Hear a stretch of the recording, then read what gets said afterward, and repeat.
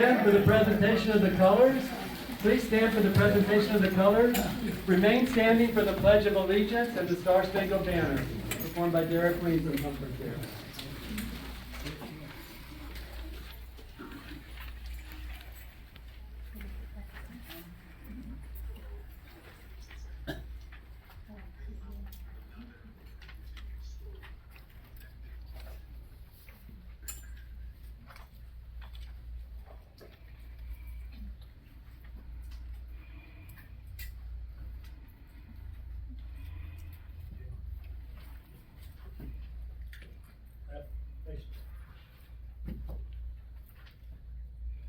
Present.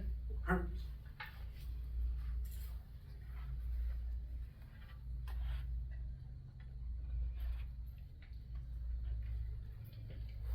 pledge allegiance to the flag of the United States of America and to the republic for which it stands, one nation, under God, indivisible, with liberty and justice for all.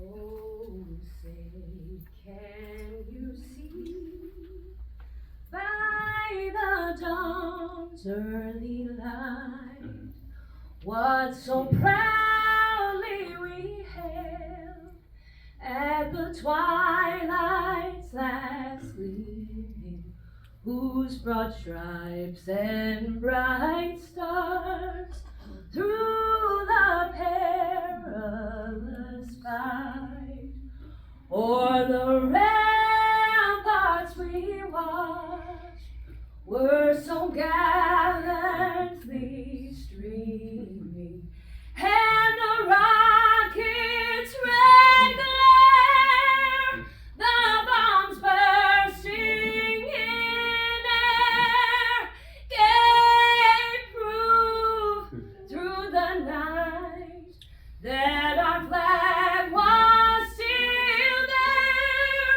Oh, say does that star-spangled banner yet wave o'er the land of the free and the home of the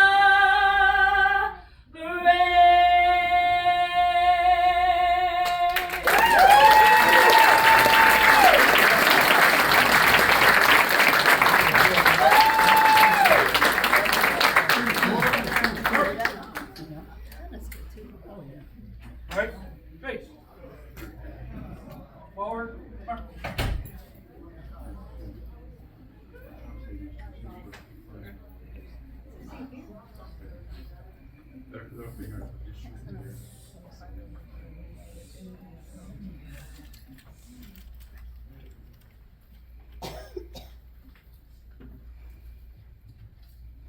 Please be seated.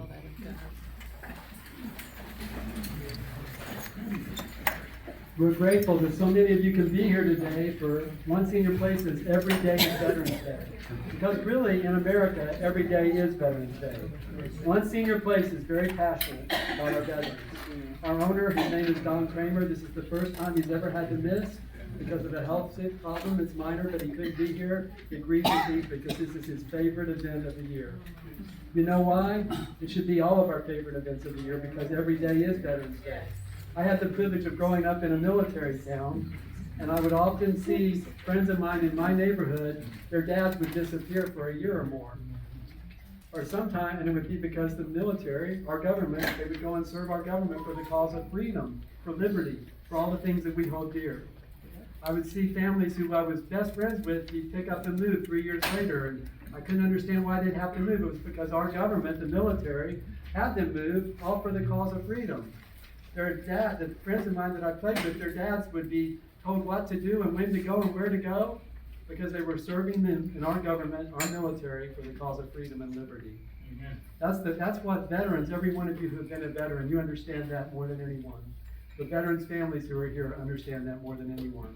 And you know, that started about 250 years ago, 251 years ago or more, when a group of farmers and craftsmen and educators and lawyers and just ordinary people banded together and followed a group of people who were called our founding fathers, who were willing to give up everything, and many of them did.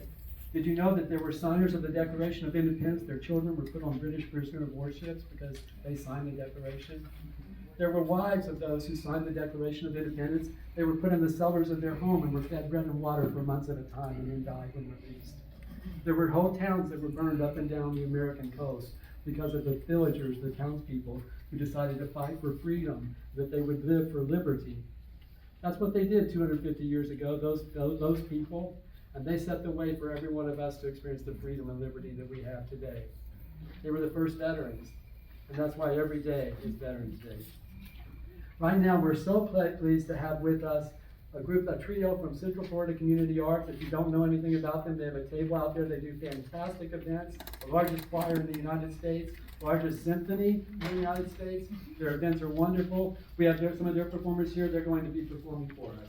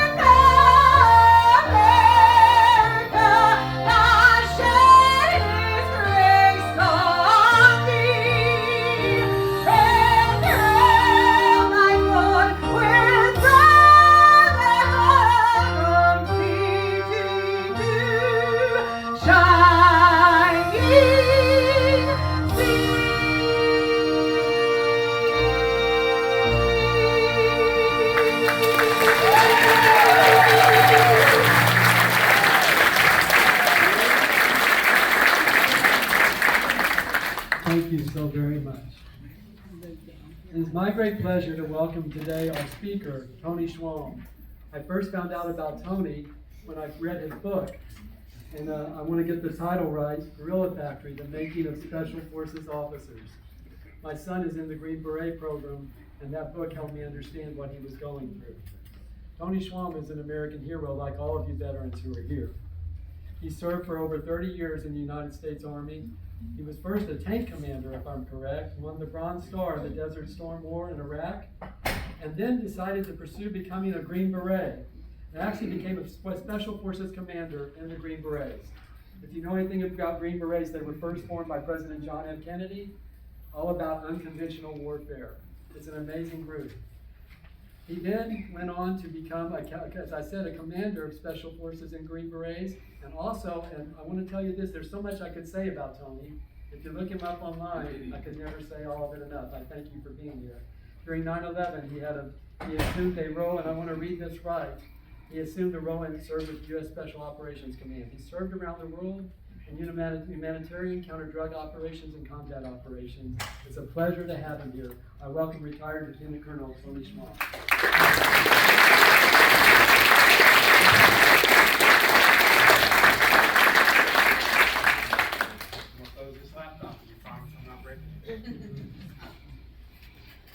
Thank you so much. Thank you so much for that introduction. I'll do my best to live up to that. I'm going to start with a war story. Does everybody know the difference between a war story and a fairy tale? A fairy tale starts off once upon a time. a war story starts off, there I was. After that, they get real similar. So I'm going to read you something that's not in the book. I wrote this a few years ago for my grandsons when they become of age. It was published in an online journal, but I wrote this to explain the world that created me and why I'm here.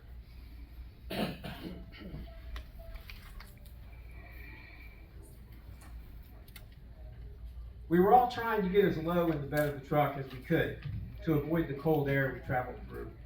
Too many of us to lay down flat. We clutched our rifles with gloved hands and pulled our heads into our chests.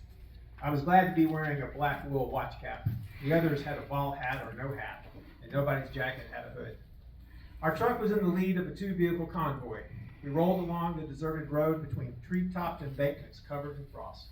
The sky at dawn said it would be a cloudless day. The sun made the tops of the pines pink against a perfect blue sky. Occasionally, I caught the whiff of cigarette smoke from the man driving. He held his hand near the top of the door, letting the smoke escape through the inch-wide gap above the window. Through the glass on the back of the cab, I could see the driver nodding to something the guy riding shotgun was saying. We turned off the paved road and bounced along a dirt track for a few minutes. The sun was still below the tree line when we came to a stop where the road came into an open field, about big enough to play football. The other truck pulled alongside us, its bed similarly loaded with people and guns. The man driving my truck stepped out and surveyed his cargo. Cold enough for you? He asked, to no one in particular. No one answered. He looked at me and said, "You were smart to wear that," pointing at my hat, "but you'll be setting it as soon as the sun clears the trees." I nodded. "All right," lighting another cigarette. "Let's go." The tailgates were let down and we started scooting with our guns and packs out the back of the trucks. In a few minutes, we were 10 fully kitted, armed, and ready to rock killers, assembled and waiting for the green light. I was beyond nervous and tried not to let it show. This was my first search and destroy patrol. If the others felt what I did, they didn't show it.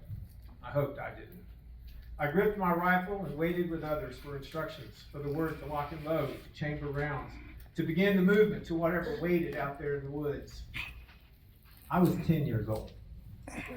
Nixon had just been reelected. Watergate was coming in like a cruise missile not yet landed. But right there, right then, ostensibly, we were a small, lethal Boy Scout troop. Sponsored by a small Protestant church in the middle of nowhere, Georgia. I think the title Boy Scout was aspirational. I never recall anything formally associating our activities with the BSA.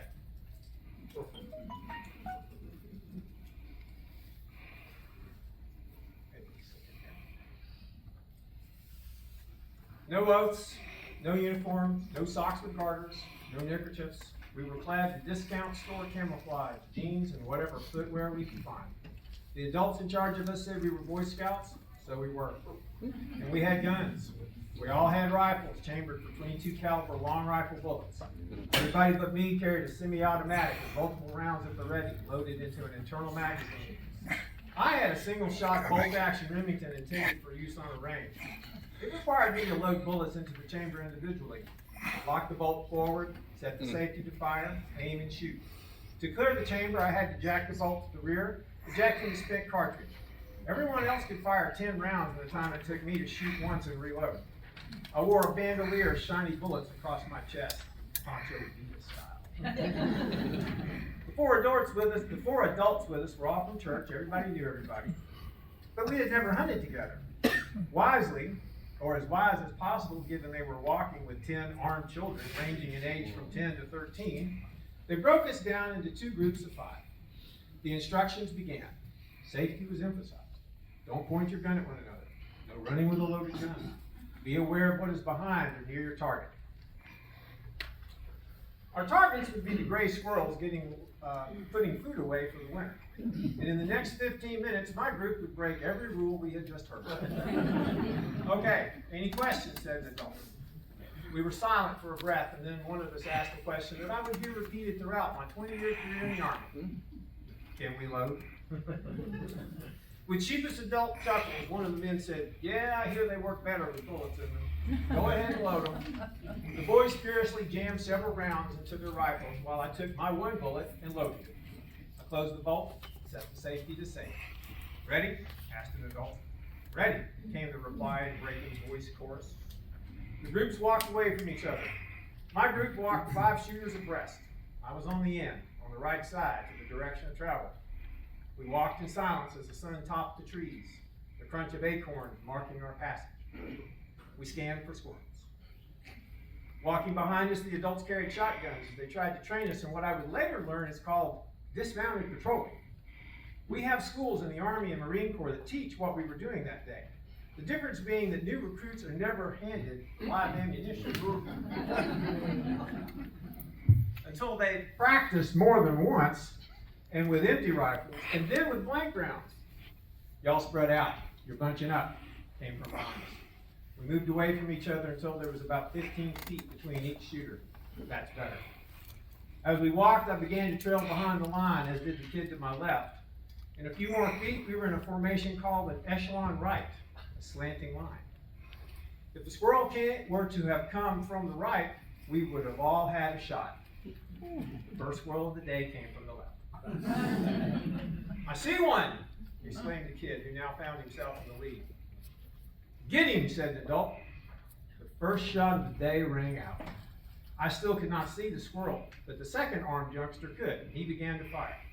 The squirrel, in an obvious fit of surreal daring, ran across the front of us, eventually giving everyone a shot. The squirrel began angling toward me, forcing the shooters to adjust in order to track his movement and continue shooting. Shortly, the squirrel was finally in my line of fire, bullets biting the dirt behind him. 4 people shooting semi-automatic rifles as fast as they can made the woods sound like we had a machine gun. As I brought my rifle to my cheek to take my one and only shot, the dirt between the squirrel and me puffed. The bark on the tree to my right exploded. I ran for cover. The squirrel ran next to me. The bullets continued to fly as 4 young men, anxious to get the first kill of the day, emptied their magazines. I saw a large oak ahead, big enough to hide my body, and ducked behind it. The shooting stopped, and I heard the adults screaming, "Cease fire! Cease fire!" It had not occurred to them before we started that once the shooting started, voice commands were useless. Then, "You okay, boy? Are you hit?" "No, sir. Can I come out?" "Yes, please do." I stepped from my tree and saw the squirrel frozen to the base. I brought my rifle to my cheek, thumbed off the safety, and shot the squirrel from about 4 feet away. I jacked the bolt to the rear, ejected the spent cartridge, and pulled a shiny bullet from my bandolier and reloaded. I reached and picked up the squirrel by the tail. My face was expressionless as I walked back to the group who had just tried to kill me. I was no longer 10 years old. I was 10 feet tall. So I'm a product of the Cold War. Kind of plain and simple. My father was a Cuban immigrant. I was taught to loathe communism. I still do. I grew up in the Deep South, and as you can tell, around guns. Went through teenage, mostly, made it. Went to high school, made it to college, paid for college with a ROTC scholarship, ended up on active duty. Fast forward, ended up in Desert Storm. And if you get the book, you can read about that. And it was an amazing, conventional, symmetrical war, like we all want and can't get. And so it was after Desert Storm that I volunteered for Special Forces training. And there's a selection you go through, and again, most of you can look this up online, but the selection course is pretty rigorous. There's a YouTube video about it that's actually pretty good, about 3 weeks long. And we have a pretty good washout rate. All the special ops people brag about their washout rate. We have a pretty good washout rate. But when I got to the Q course, I ran into a world that I thought I understood, but was now going to be trained to really understand what it meant to wear a green beret. You know who else wears green berets, right? The Girl Scouts. So the running joke in cartoons all over the schoolhouse is a picture of a green beret standing next to a Girl Scout saying, "No, I'm not helping you." And part of the Q course is and most others, all special ops pilots go through this too. It's SEER school. Most of you probably heard about SEER school. But SEER is an acronym that stands for Survival, Evasion, Resistance, and Escape. And the resistance portion is trained very intensely in what we call the Resistance Training Laboratory at Fort Bragg, the RTL. And it was in the RTL that I had one of the most poignant experiences, either in peacetime or wartime, in my life. When you're in the RTL, it's a mock POW camp. It has wire, it has guard towers, it has cells. You're not supposed to do that. It has cells that they lock us in. They're 4x4x4, so you can't stand up. They take away your uniform. They put you in these super thin blue pajamas. They give you your boots, but they take out the laces. So you're walking around in boots that are trying to fall off. And whenever you walk as a group, you put your hand on the shoulder of the man in front of you and you chant, "Boots, boots, boots, boots." There's reasons for this that I learned later. It keeps you in step, and if you're exhausted, it's easier to follow the guy in front of you if you're holding him on the shoulder and you're all chanting when your left foot should hit the ground. The cadre for this are role players.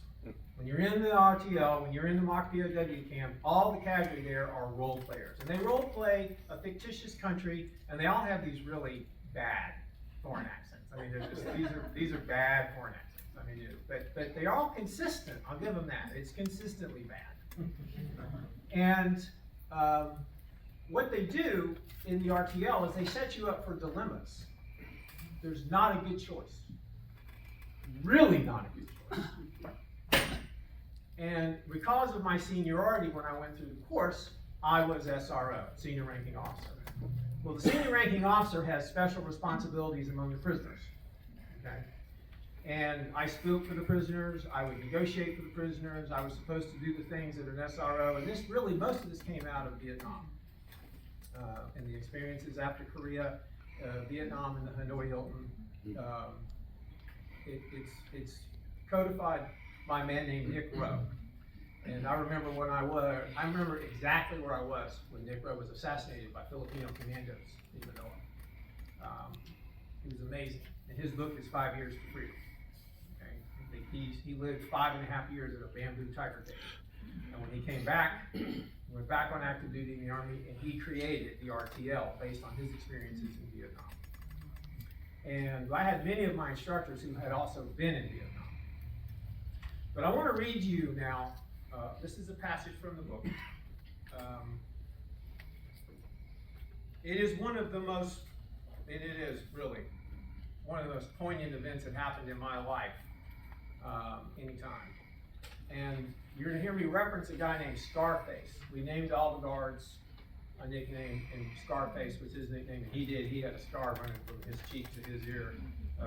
He looked like somebody took a razor to him. And he was a big hulking guy. And he knew how to play the game. So we're in the RTL. This was summer, so I would say it was probably about 1 o'clock in the morning because it had been dark for a while. We're in Fort Bragg, North Carolina, and we're all going to forget we're in Fort Bragg, North Carolina by the end.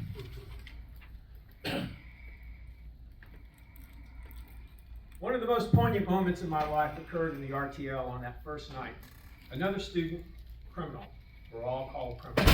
They never call you anything, you are called criminal. I was criminal 2-6. Another student criminal was accused of a war crime. He was captured with a railroad spike in his pocket, probably trying to make a weapon.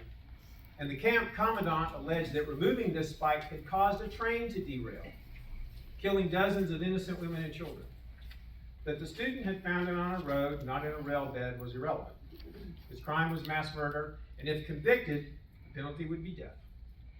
As the senior ranking officer, certain responsibilities fell to me, such as speaking for the other prisoners.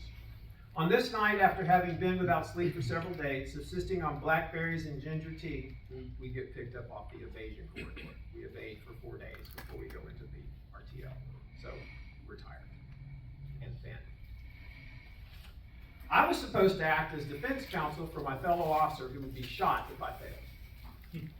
Scarface reemerged in order to preside over the discussion. He ordered the class to sit. There were 30 students in my class. And the guard secured the accused prisoner, tying his hands behind his back.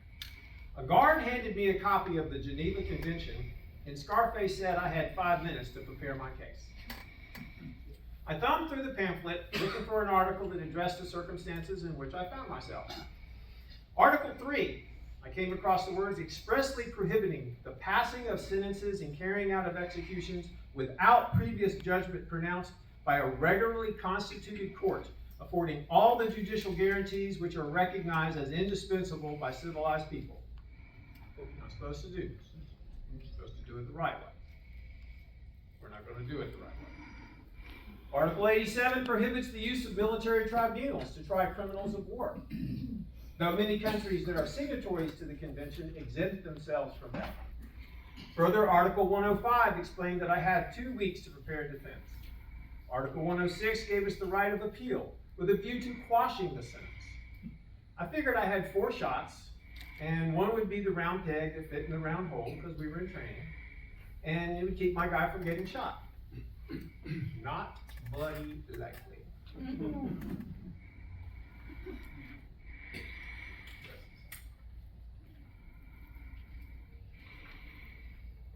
We worked in rehearsal.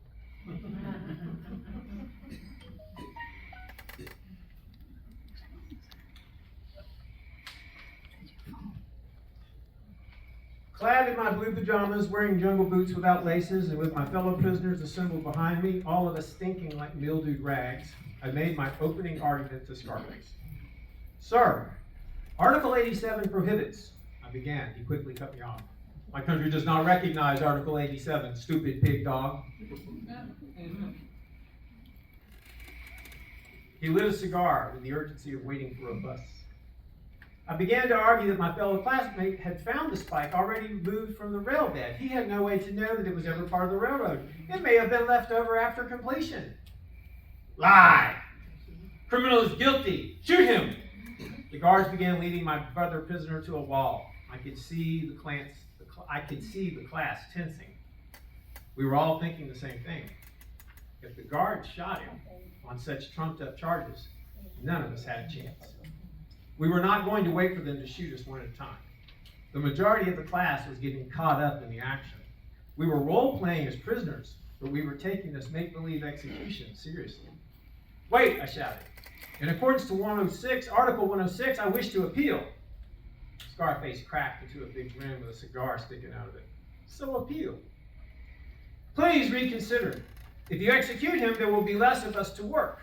I scrambled for anything I could. I tried to think if there was a magic phrase I was supposed to say. Scarface let me ramble for about 2 minutes and then said, "If you will burn filthy rag, we will spare criminal." Click. I got it. The guard carrying the flag treated it like it was a disease, holding by one corner, dragging it on the ground. While I was trying to put my round around what Scarface had said, 2 guards came from behind the building, one with a video camera on a tripod and another with an American flag. "If you burn filthy rag, we will spare stupid pig dog." Scarface drew hard on the cigar and waited for my response. I watched blue smoke curl in the light, shining on the pathetic little drama, and my legs weakened as the guard with the flag handed me a lighter. I could smell the lighter fluid. I hesitated. All I could think was that this was a real American flag, and I was about to burn it.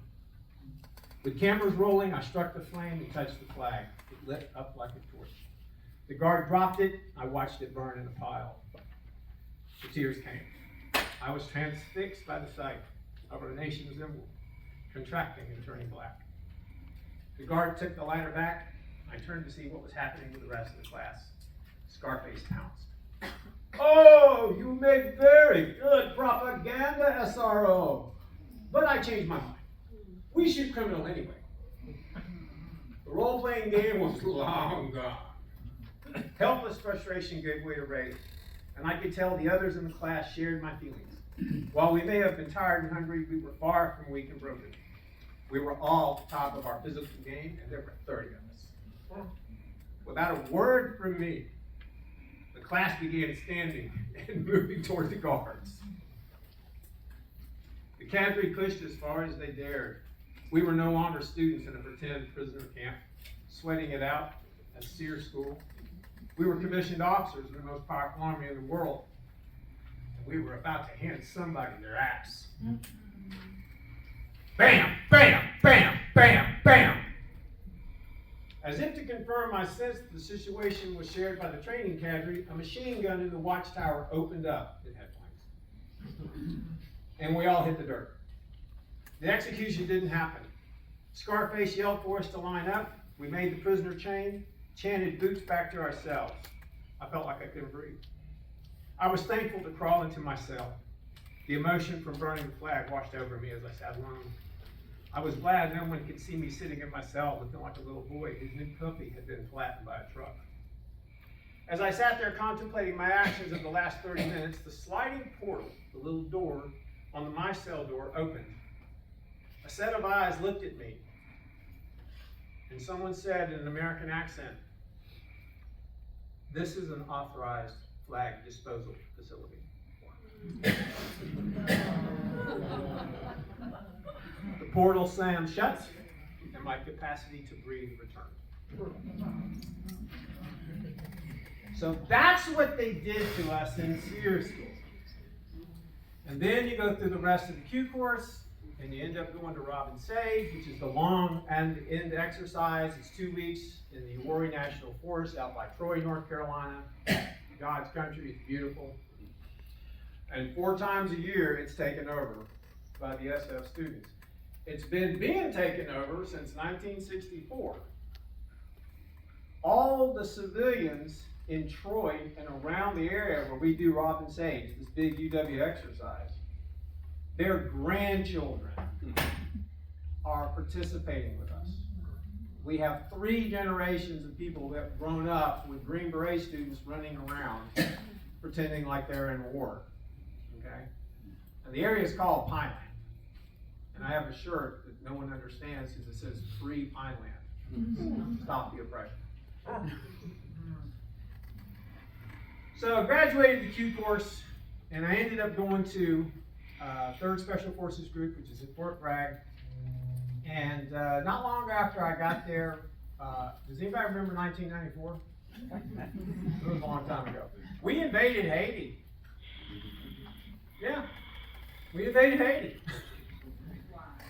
Well, you know, there you go, why.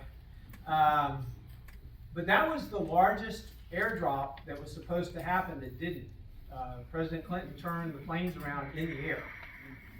Okay, and we're not going around the world. You know, North Carolina is not that far from Haiti. So they were in the air maybe about an hour, and they turned around, flew back to Fort Bragg.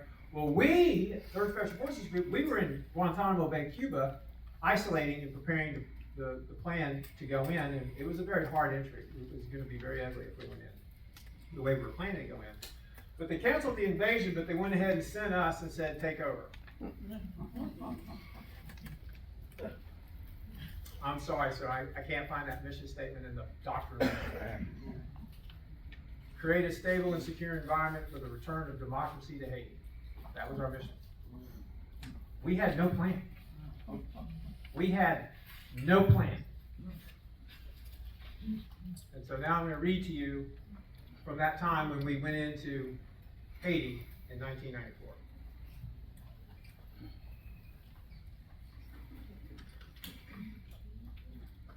My wife said I should have brought the Bible.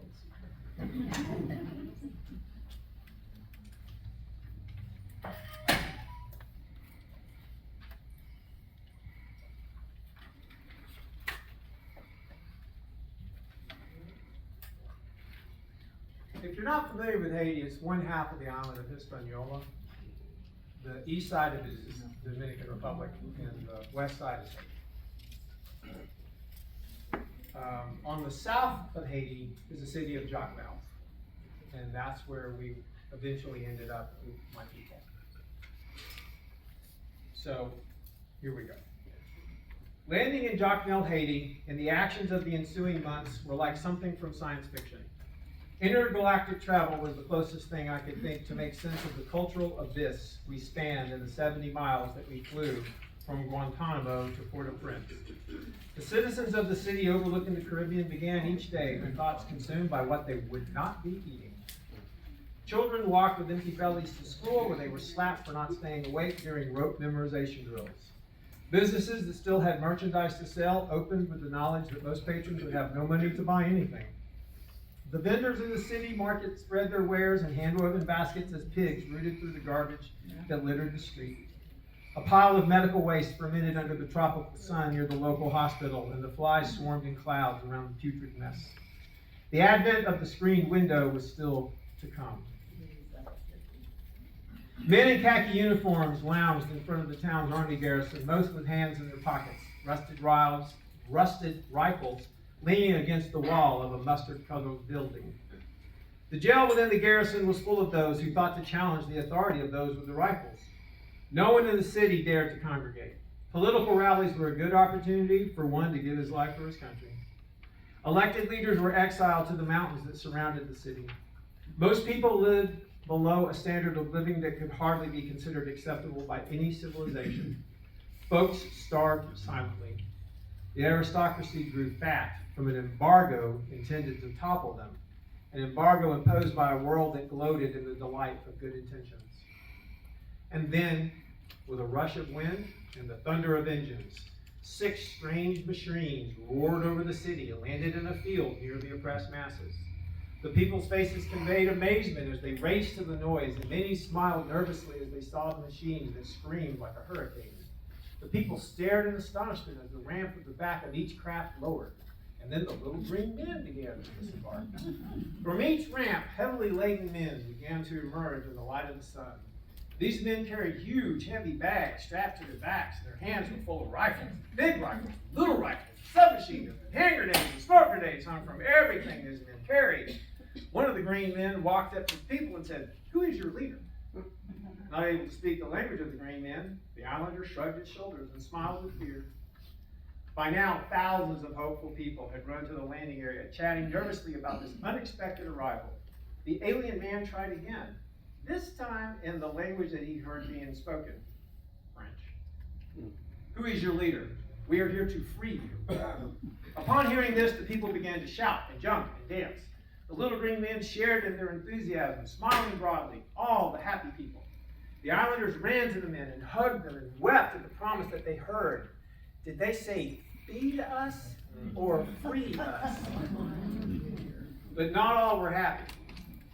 The people who did not wake up hungry were unhappy. The aristocrats living in fortresses surrounded by walls topped with broken glass were unhappy. They owned the men in khaki with the rusty rifles that kept the poor people in place. But now these aliens had landed with a promise of hope for all islanders. The aristocrats were unimpressed as they looked down from their fortresses in the mountain on the landing area as the flying machines lifted into the air and left. They spoke on wireless phones to each other. What will happen to us? Who are these little green men? Why does our army not fight these strangers? They should kill them, no? But the army was afraid. The Haitian army had never seen aliens who appeared so lethal, yet friendly. The whole city stopped to sing and shout for these little green men who said they would stay until the city was free for democracy. The city was free for democracy, whoever he was. No one could do anything against the will of the people that day, the day the little green men landed in Jacmel. And the Haitians said, "Hey, who are you guys?" And the men said to all who would listen, "We are U.S. Special Forces, and we're here to help."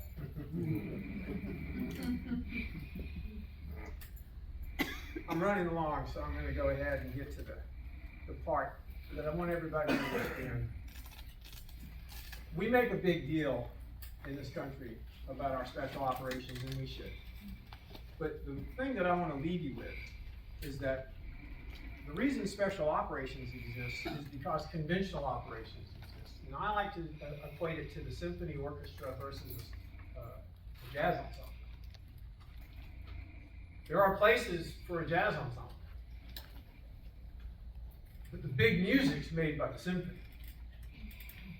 And so all of us that volunteered and went off and did special forces things, we enjoyed a lot of latitude because we weren't tied to the symphony. But without that symphony, there is no jazz ensemble. As a tanker in Desert Storm, I will never forget day 3 of the ground war when we ran out of fuel. I had given my left arm for a fuel handler with a fueler. It's a team bound. It does what it's told to do. It does it very well. And I thank you for your attention today, and I hope you enjoyed my presentation.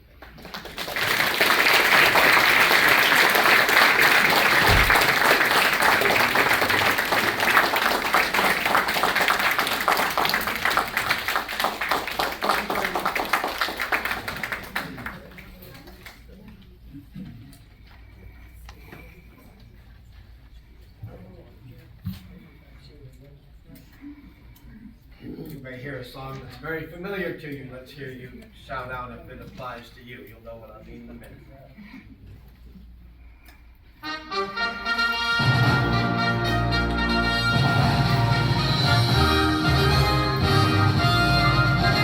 Over hill, over dale, we will hit the dusty trail, and those caissons go rolling along. In a yell, in a shout, and the marching of the pack, and the caissons go rolling along. For it's I in the field artillery, down after company power, 1, 2, 3, 4, 1, 2, 3, everywhere you go, you will always know that those caissons are rolling along.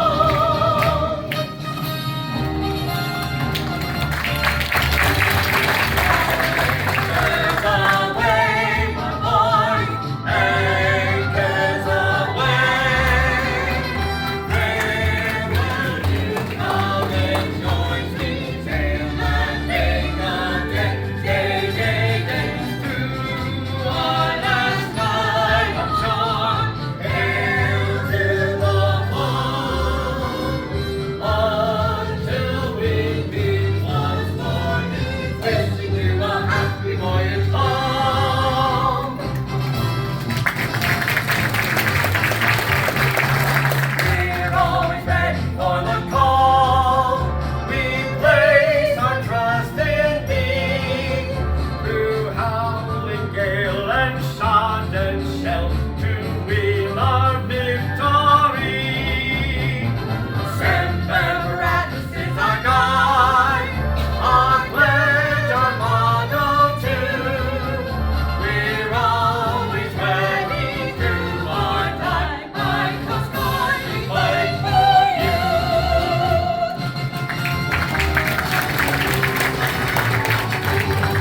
Off we go into the wild blue yonder, climbing high into the sun. Here we go, through our thunder, and boys give us a gun. Sounding eyes, sounding a plane from London, off with one terrible roar. We live in fame, or go down in flames. Nothing can stop the USA boys. We have one trip left. This is the most vocal of the bunch. From the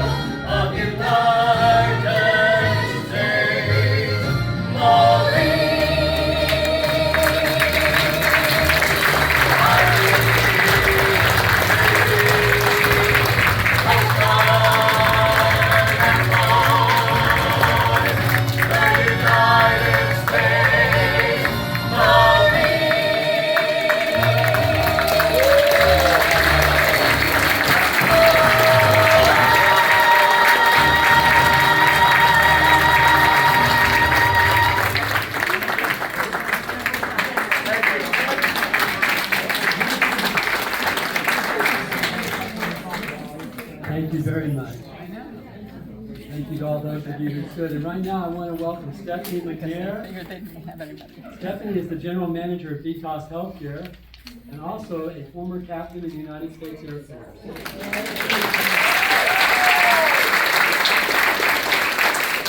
Before Stephanie, we go on with Stephanie, I want to make sure that I call attention to Randy Bryan, attorney with Boyd Bryan, and Randy is a retired captain of the United States Navy and the Judge Advocate General Corps. Thank you, Randy.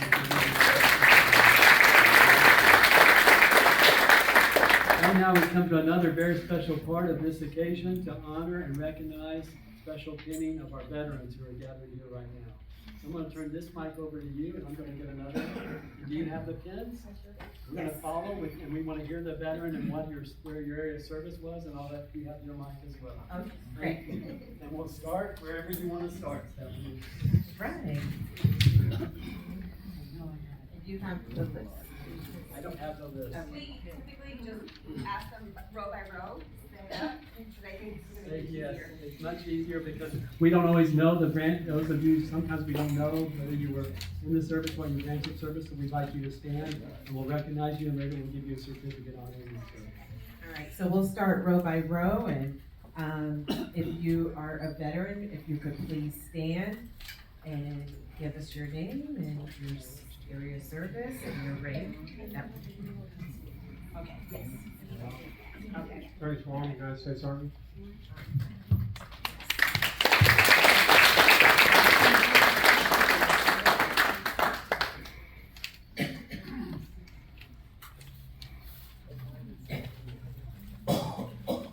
And can you tell us the length of time you served?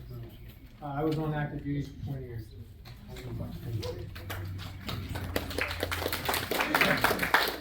Hi, Randy Bryan, retired U.S. Navy, 31 years.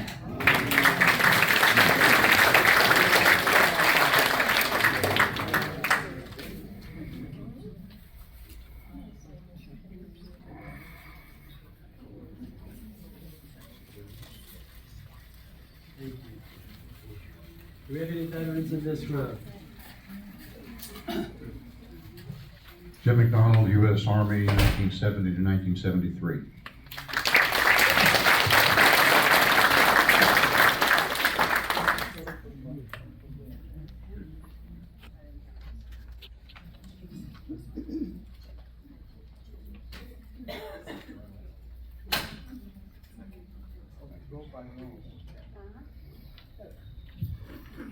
Counselor, U.S. Army Engineers, 1970 to 1976.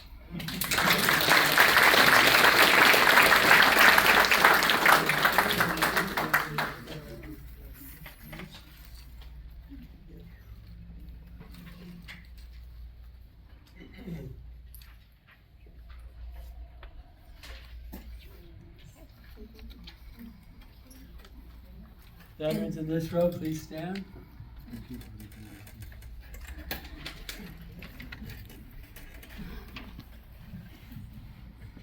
Frank Milmore, Lieutenant, United States Army, 1966 and 1968.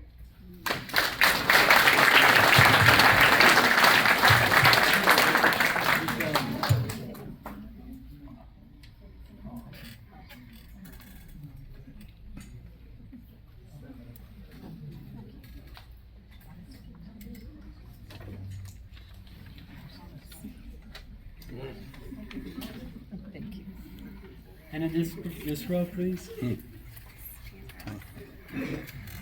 Joe Carrot, United States Marine Corps, 4 years, 67 to 71.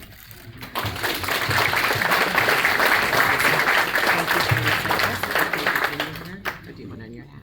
No, that's fine right there.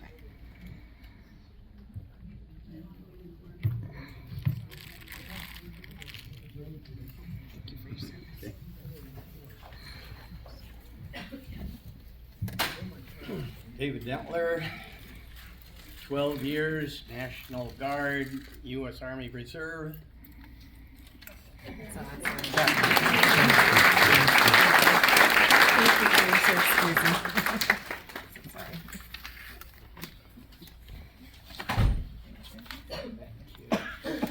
Yep, that's good. Thank you. Good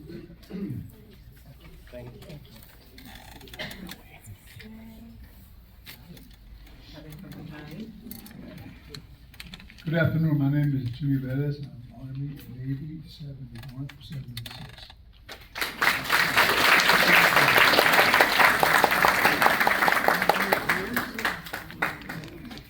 Yes, Tom Berkeley, U.S. Air Force, 1986 to 91.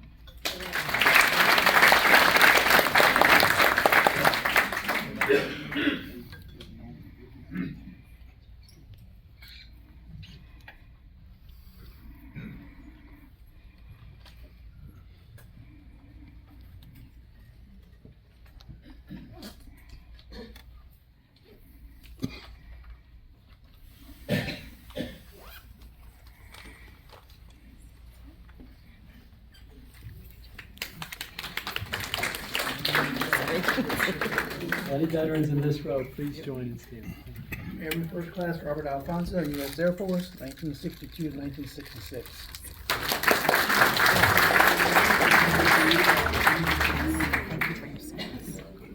I was born in 66. Yeah. I got out.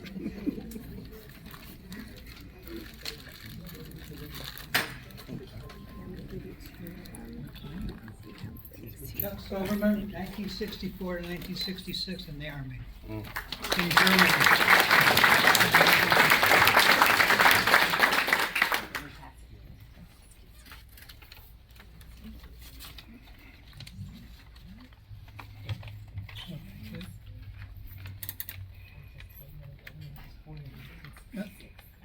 Sorry about that. Next time. Yes, my name is Bijan Rabinoff. I am not a U.S. veteran, but an Israeli veteran. From 1963 to 68 in a paratrooper division, the job was to kill terrorists, period.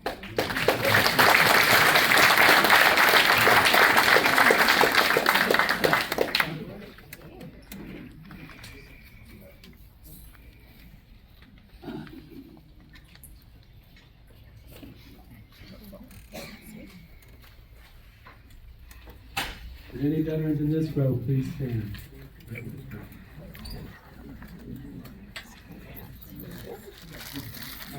Sergeant Robert Miglio, U.S. Army, Mechanized Artillery, 68 through 70.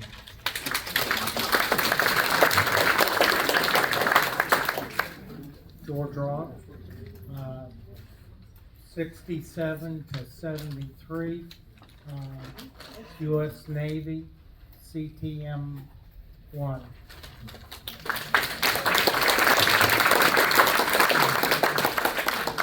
Linda Rich, U.S. Army, let's see, 73 to 76.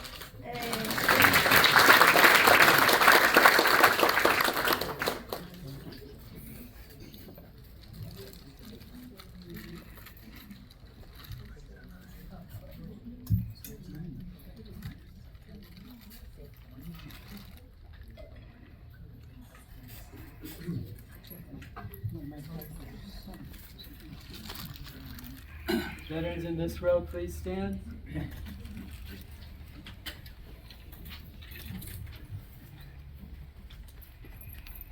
Bill Smith, U.S. Army Artillery, 54 to 56.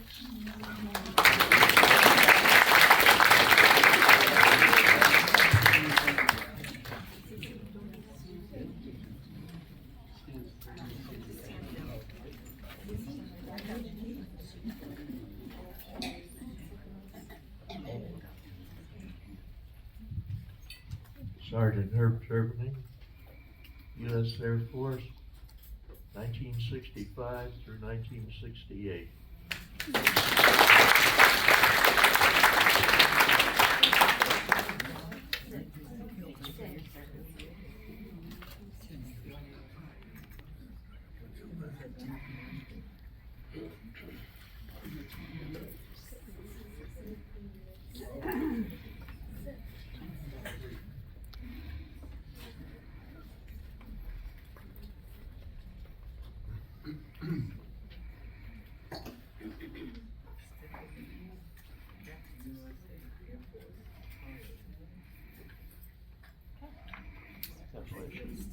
Veterans in this row, please stand.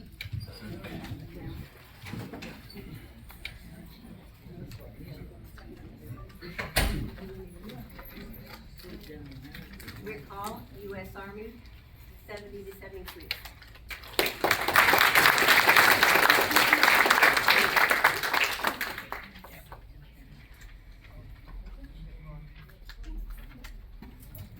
Jeff Deshay, NCC, United States Navy, 1973 to 1993.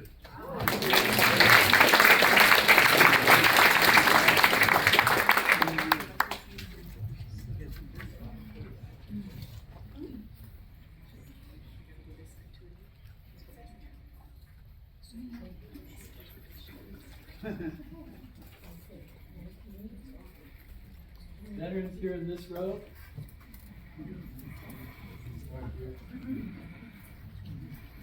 I'm dangerous with a microphone. Thank you once again, place for this beautiful recognition. My name is Alicia Figueres Lambert, U.S. Army and CIA, 7787. I'm hosting my own luncheon for veterans in November, so see me for a flyer.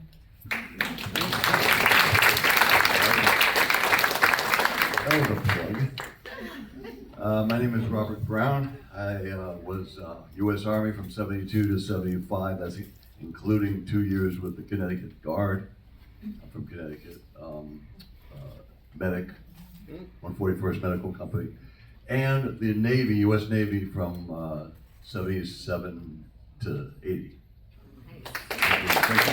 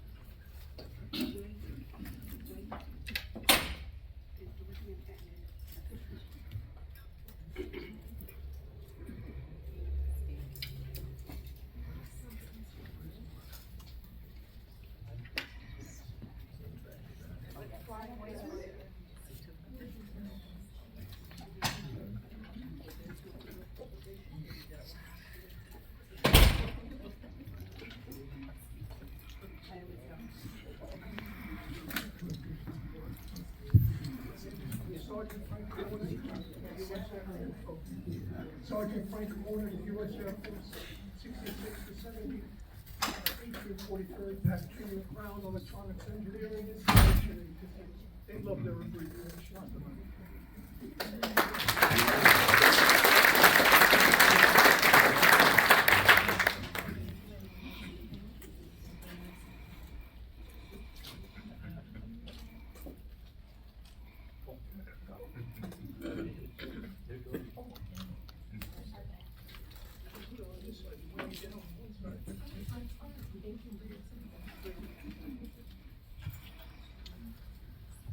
Dan Knapp, Navy, electronics technician, and then supply corps officer, 62 through 84.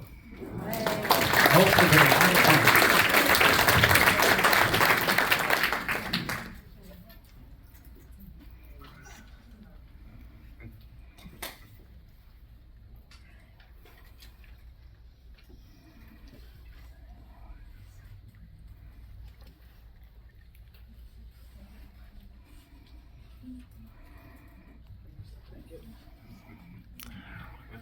My name is Mike Sims, U.S. Navy, Aviation Electronics Technician, first class enrollment, 22 years in, retired.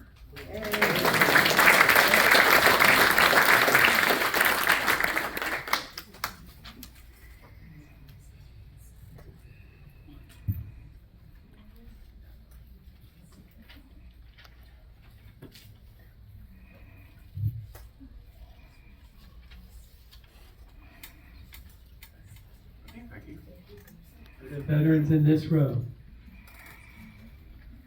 3 veterans in this row. Michael K., Army, 1962, 1968.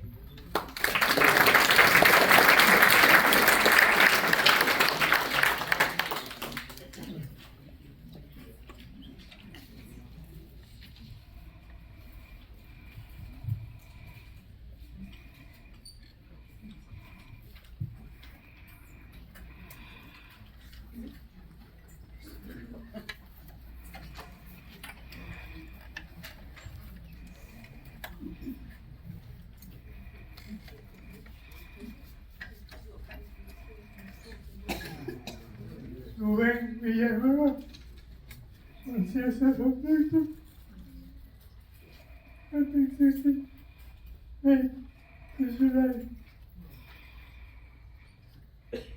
69.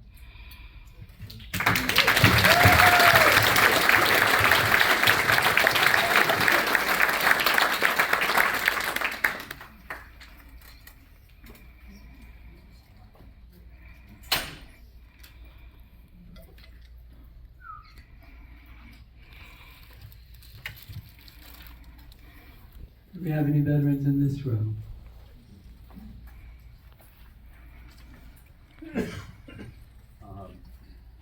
Rafael Giselle Sinclair, 1976 to 96, United States Marine Corps.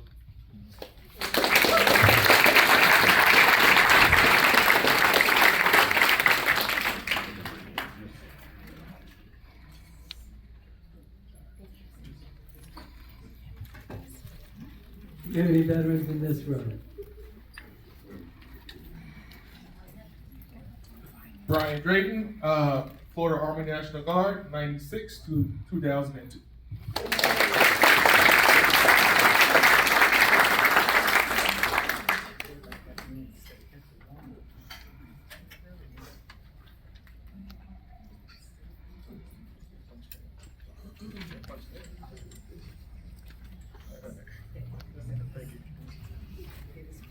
Veterans in this row, please stand. Conrad DePinto, 1959 to 1965, Army.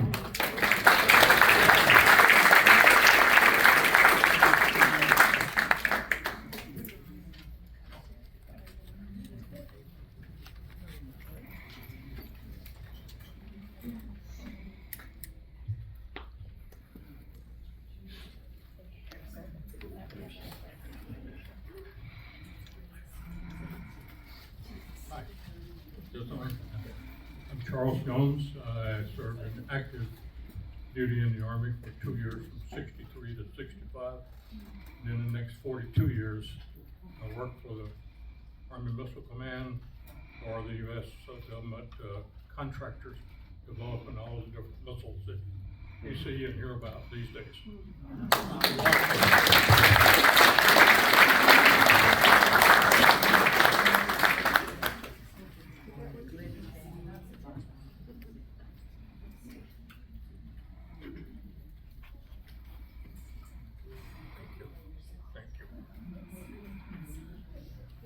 Joseph Capelli Jr., U.S. Air Force, 1963 to 1967.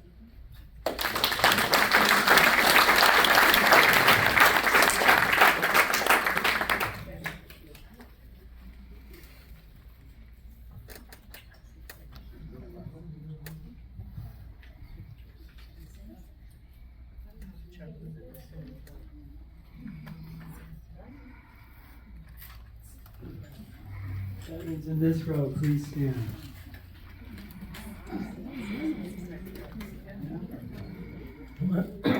Cabrera, with 18 years of military service, USA Air Force and Army Reserve.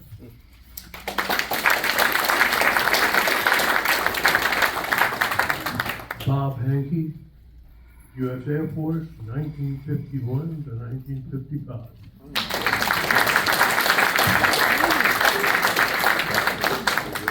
First, I want to thank all the veterans that are before me, because without you, I would not be here today. So thank you. I'm serious. My name is Oliver Tony Williams, CEO for Veterans Council and Veterans. From 1979 to 1986, Staff Sergeant, United States Army. From 1990 to 2007, Major in the United States Army.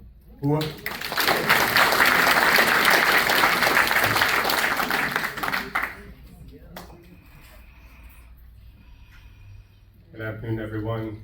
Bob Brogan, United States Army, 1987, 2022.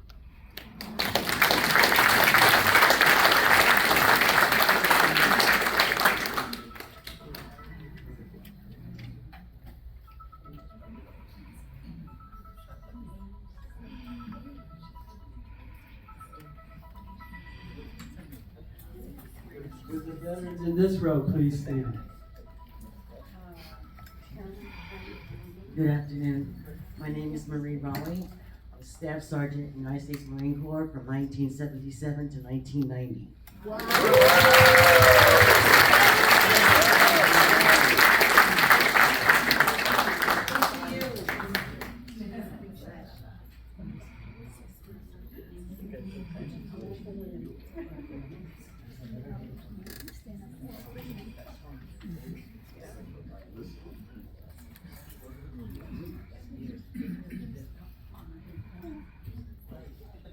And in this row, are there any veterans who would please stand?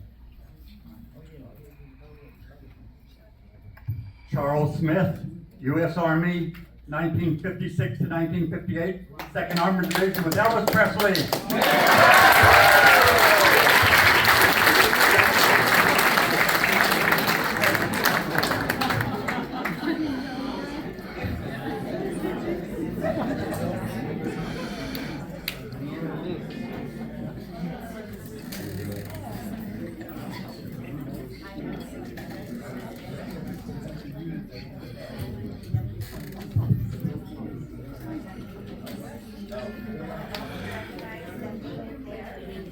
Our general manager for healthcare, also a registered nurse, captain in the Air Force.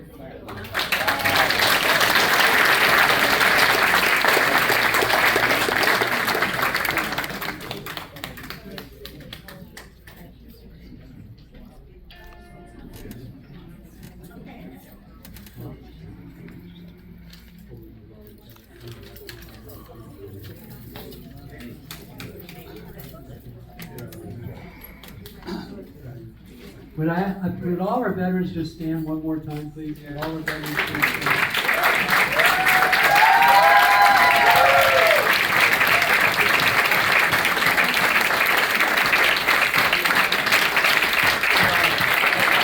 Thank you so much.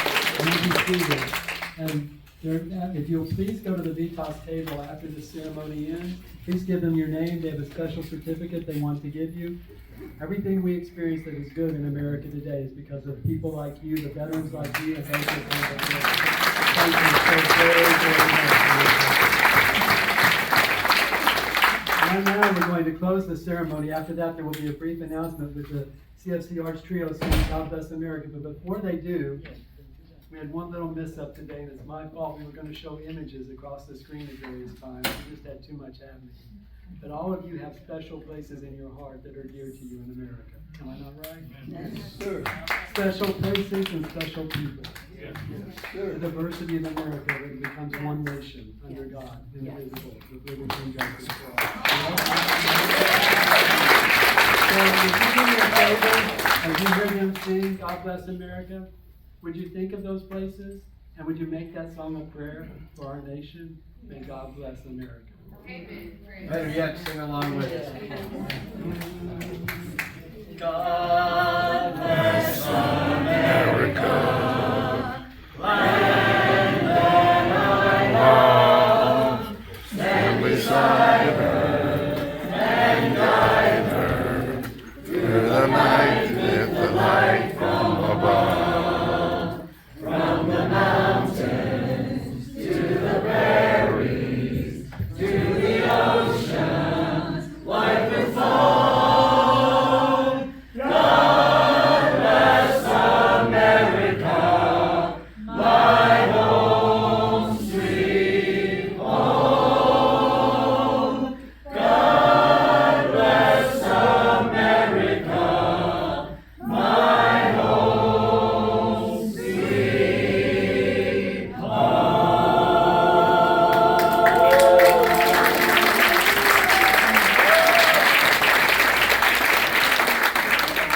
Thank you so much, Central Florida Community Arts, and we thank VITAS for being a sponsor today, and all the other great businesses and organizations that are here today.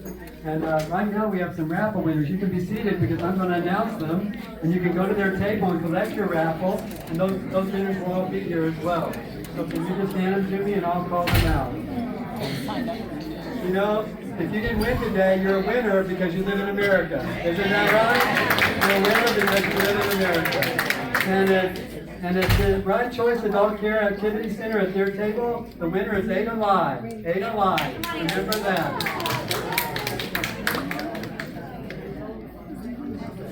And at the board law table, the winner is Ruben Villanova.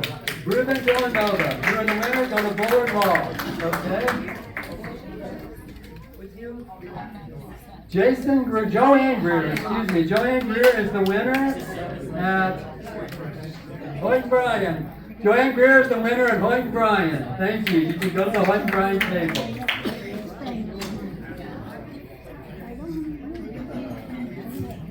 The winner at the Inshore Orlando table is Linda Appegard. Linda Appegard at the Inshore Orlando table.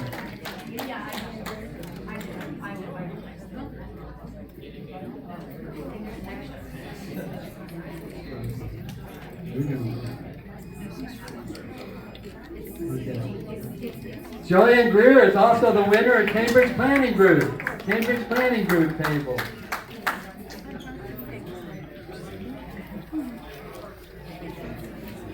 At the first day table, Jeff Cashot. Jeff Cashot at the first day home care table.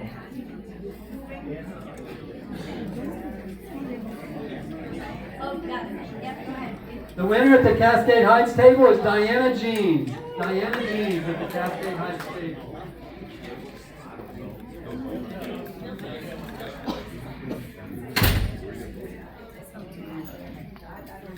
The winner at the Comfort Care table is Wilmer and Sue Hall. The winner, is Sue Hall. The winner is Sue Hall.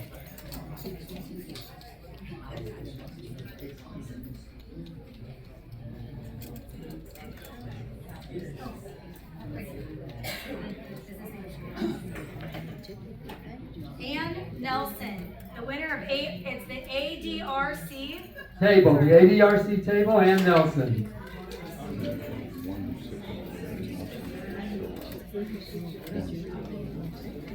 The winner of Frank Jr. Buys Houses is Frank Milmore. Frank Milmore. Frank Jr. Buys Houses.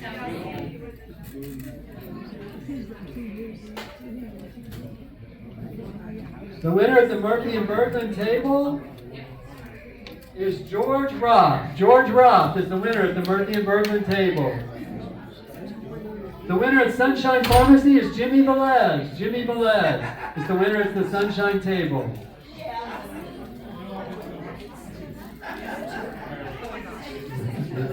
The winner at Gentry Park's table is Chuck Silverman. Chuck Silverman is the winner at Gentry Park's table.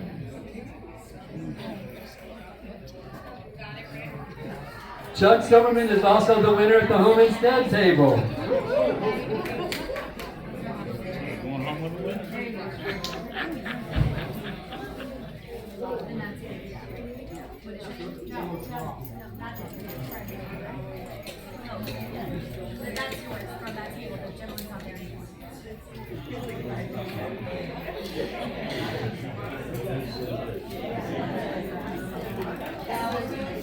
Mobile Medics, the winner is Bob McLean. Bob McLean.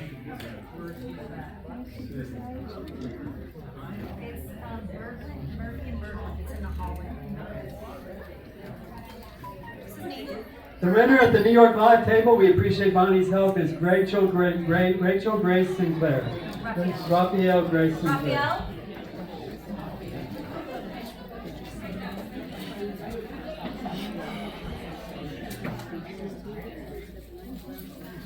The winner at Altamonte Family Hearing is Linda Appegard. Linda Appegard.